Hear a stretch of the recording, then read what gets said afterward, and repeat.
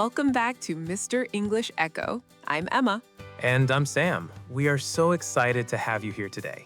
Today, we are bringing you an amazing long English conversation lesson. So prepare your ears, prepare your mind. We're going to be talking about a lot of different topics and hopefully providing some new expressions and new ways to think about your English learning. That's right. We want to help you move from classroom English to real English. You know, in school, you learn rules, but in the real world, sometimes you have to break those rules to sound natural. Exactly. We're going to cover pronunciation secrets, daily life vocabulary, and how to keep a conversation going without feeling awkward. It's gonna be a journey, so grab a cup of coffee or tea, sit back, and let's get started. Part 1. The secret to understanding fast English. Sam, let's start with one of the biggest complaints we hear from students. They say, I can understand you, but I can't understand movies or TV shows. Oh, absolutely. They turn on the TV and think, oh my goodness, they're talking so fast. It feels like a completely different language than what they learned in school. The secret is that native speakers use linking and reductions. We smash words together. If you want to understand fast English, you have to know how these words change.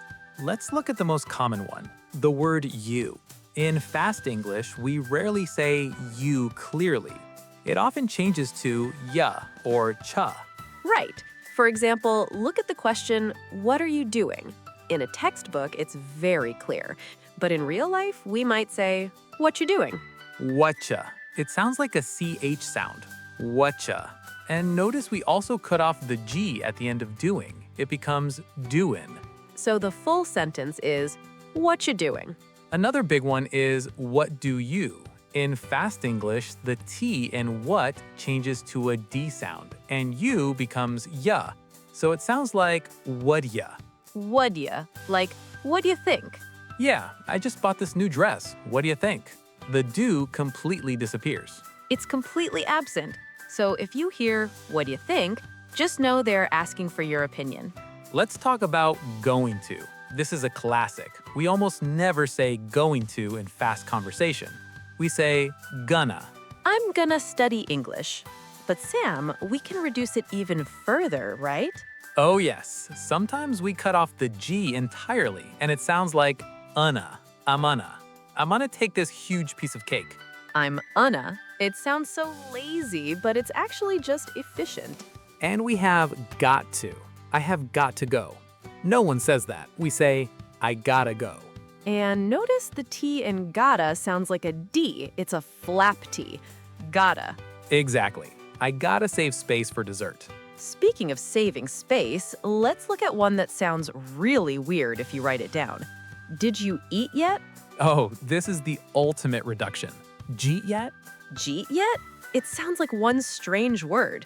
The did you becomes a J sound, J, and eat links right into it, jeet yet. If someone asks you, jeet yet, they are just being friendly and asking if you are hungry. So to recap for our listeners, it's not what are you doing, it's what you doing. It's not I have got to go, it's I gotta go. And it's not did you eat yet, it's cheat yet. Mastering these will help you understand movies so much better. Part 2. Daily routine and household vocabulary. Now that we've warmed up our ears, let's talk about daily life. You know, to be a fluent speaker, you need to be able to describe your daily routine. That's right, and it starts first thing in the morning. First thing. That's a great phrase. It means immediately, before anything else. First thing in the morning, I make coffee. Or tea. To make tea, you need to heat up water in a kettle. And once the water is hot, you pour it out into your mug. And then maybe you realize your house is a mess. You need to tidy up. Is tidy up the same as clean? Not exactly. Clean usually implies scrubbing, using soak, maybe vacuuming. Tidy up just means putting things back in their place, like getting the toys off the floor. Right. You might tell your kids, look, put your clothes in the dresser, or put your dirty clothes in the laundry basket. Speaking of laundry, I have a shirt here that is inside out. Inside out? Yes, that means the tag is showing on the outside. You definitely don't want to wear your clothes inside out in public. Another chore we all hate is doing the dishes. Or, as they say in the UK, washing up. But in the US, we say wash the dishes or do the dishes. And we usually have a sponge to scrub them. But be careful, you don't want to leave the water running too long. You want to get the water hot. That's a great grammatical structure. Get the water hot. Get plus noun plus adjective. You can also say get the house clean or get your shoes ready. It means to cause something to become a certain way. Exactly. Now, Sam, when you're doing all these chores, sometimes you feel like you're doing all the work alone. Yeah, sometimes family members don't pull their own weight. Ooh, pull their own weight. That means to do their fair share of the work. If your roommate isn't cleaning up, you might say, hey, you need to pull your own weight around here. And if they are moving really slowly, You tell them to stop dragging their feet. stop dragging your feet. That means stop procrastinating or doing something very slowly because you don't want to do it. I definitely drag my feet when I have to run errands. Running errands is such a common phrase. It means going out to do necessary things like going to the post office, the bank, or the grocery store. It's not fun, but you gotta do it. Okay, so you're out running errands and you run into someone you know, or maybe you meet someone new.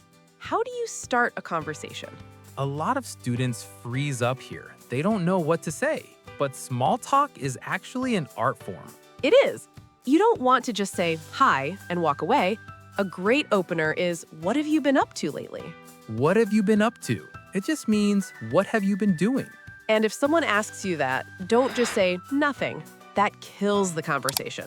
Right. Give a little detail. Say, oh, not much. I just started reading a new book. Or, I've been working a lot. And then, this is the most important part. You have to pass the ball back. You have to ask, how about you? Or what about you? That is the golden rule of conversation. How about you? It keeps the conversation flowing. Another great question for the weekend is, what have you got going on this weekend? Or if we use our reductions from earlier, what do you got going on? Exactly. Now, what if you want to make plans with someone? You could say, do you want to hang out? Hang out is very casual. It just means spend time together with no specific agenda. Do you want to hang out later? If you are inviting someone to a specific event, like a birthday party, you might say, I'm having a birthday bash. A bash is a big party. I'm throwing a birthday bash. And if you can't go, don't just say no. That's rude. You should say, I'd love to, but I can't. Or I have a previous engagement if you want to be fancy. Or just, oh, bummer, I can't make it. Bummer is a great slang word for a disappointing situation. What a bummer. What if you are in a conversation and you don't understand what the person said? Please do not say, what? Yeah, saying what can sound very rude and aggressive. Instead, try saying, sorry, with a rising intonation. Sorry? Or, could you say that again? Or if you want to be really polite, I'm sorry, I didn't catch that. I didn't catch that. That's perfect. It takes the blame off the other person. And sometimes you just need a moment to think. You can say, let me think about that for a second. You don't have to answer immediately.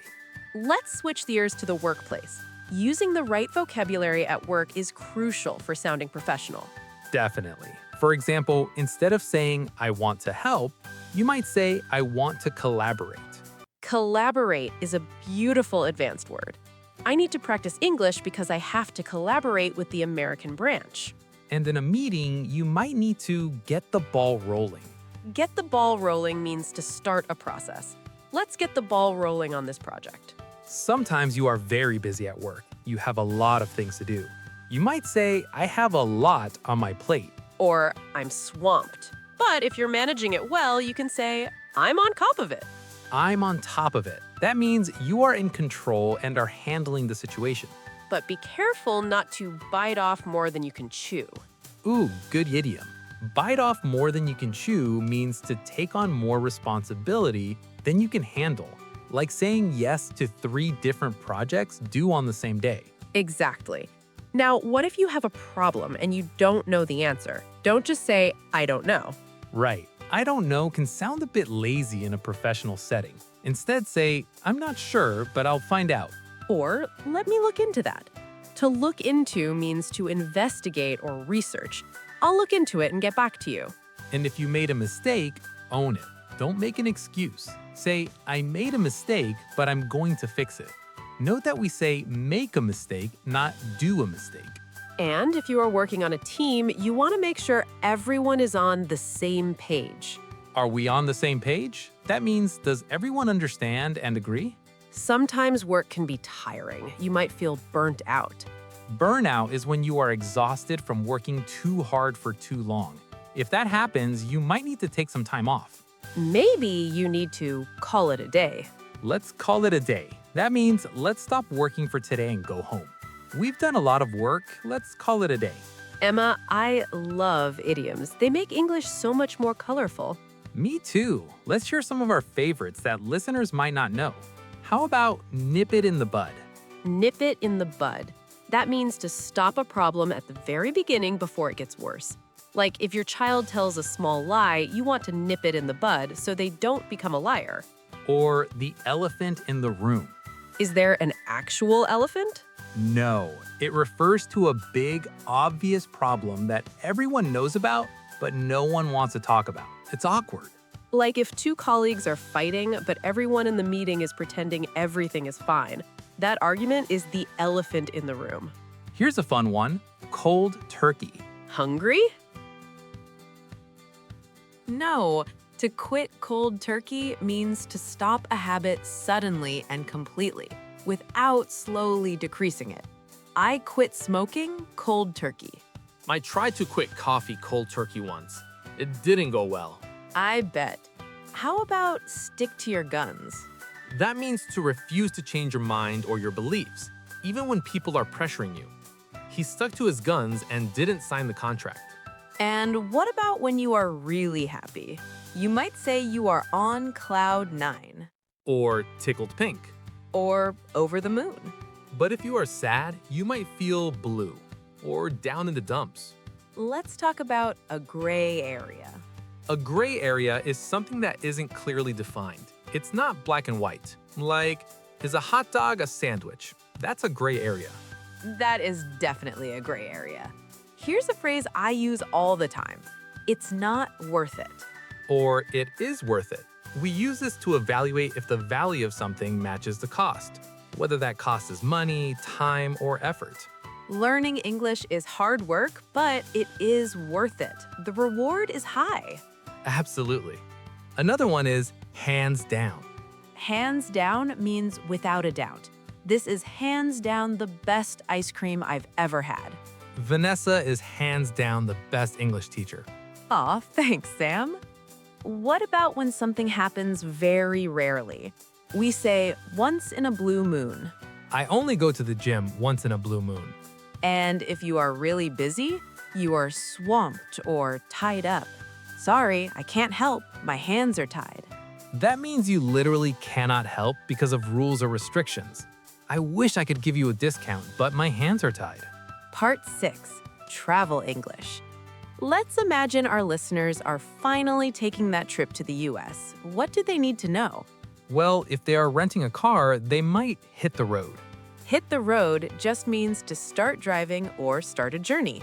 We need to hit the road early to avoid traffic. And when you're in a new city, you might want to find a restaurant that is off the beaten path.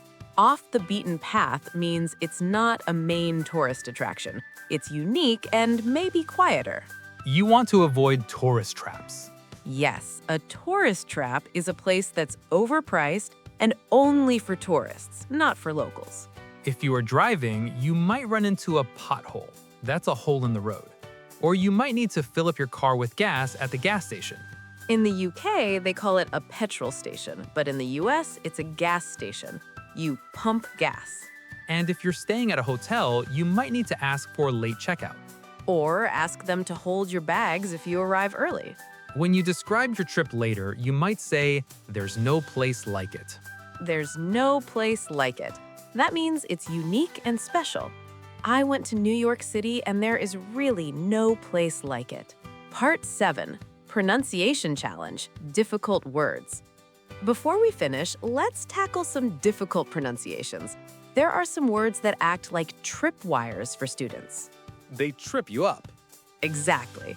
Let's start with world. World. It has that dark L sound. Were-old. It helps to think of it almost like two syllables. Were-old. Try saying the best boss in the world. Another hard one is girl. Similar sound. Girl. How about jewelry? This is often mispronounced. In the US, we say it like jewelry. Two syllables. We don't say jewelry with three syllables usually, just jewelry. And chocolate. It's not choc-o-late, it's chocolate. Two syllables. The middle O is gone. My jewelry fell in my hot chocolate. That's a terrible sentence, but good practice. What about kernel? It's spelled C-O-L-O-N-O-L-E. But it's pronounced like a popcorn kernel. Kernel. English spelling is crazy. And comfortable. It's not comfortable, it's comfortable. Or even comfortable sometimes.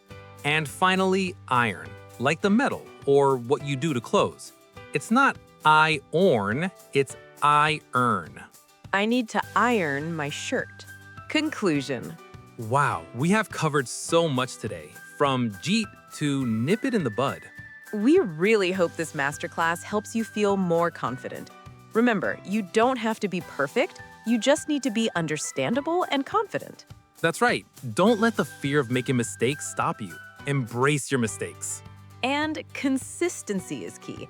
Try to do a little bit of English every day. Even just 15 minutes makes a huge difference. Be a lifelong learner. Keep that thirst for knowledge. Thank you so much for joining us on Mr. English Echo. If you enjoyed this, please like, subscribe, and tell a friend. And let us know in the comments, what are you going to do to get the ball rolling on your English fluency today? Thanks for listening. See you next time. Bye.